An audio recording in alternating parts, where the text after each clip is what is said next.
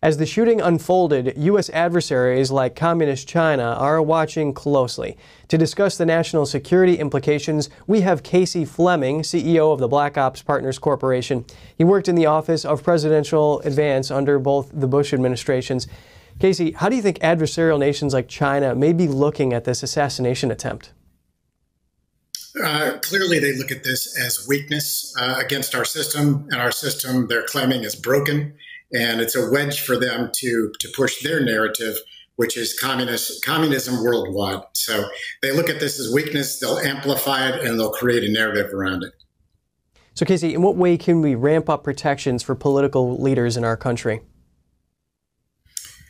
First, this was a massive security failure. There are layers of security that the Secret Service is responsible for around the president, or in this case, a former president and a presidential candidate.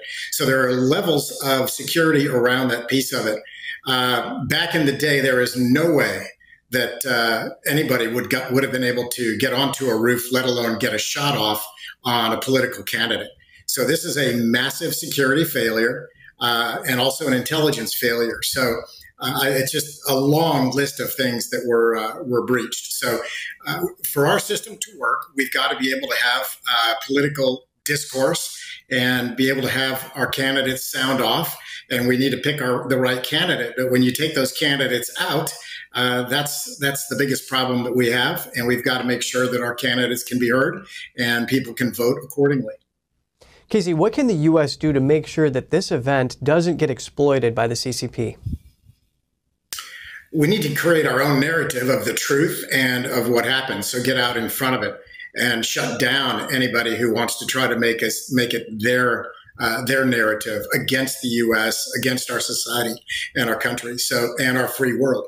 So get out in front of it. That's the only way to do it, as opposed to answering back from someone else's narrative.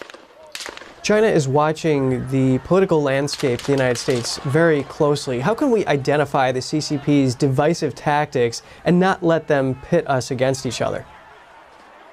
Well, each American just needs to understand that they're on the front lines of this division. They're being played on social media. They're being played with artificial intelligence and network bots on social media, and that they're being played. You have to stick to your own family values, your own goals, and also not look at mainstream media the way that you used to look at in the past, because you're only seeing what they want you to see. So it's, be wise, be smart, stay educated, and stay true to your own family values. And understand what we're seeing right now is not the normal, and we can't allow this to continue, this division in our country. We need to come together. The first thing is this rhetoric, the rhetoric that the campaign saw, that they vilified Donald Trump, and and I'm not making a play for either candidate. I'm just saying any candidate that's vilified by the other side, saying that the country's at stake and he's a totalitarian fascist.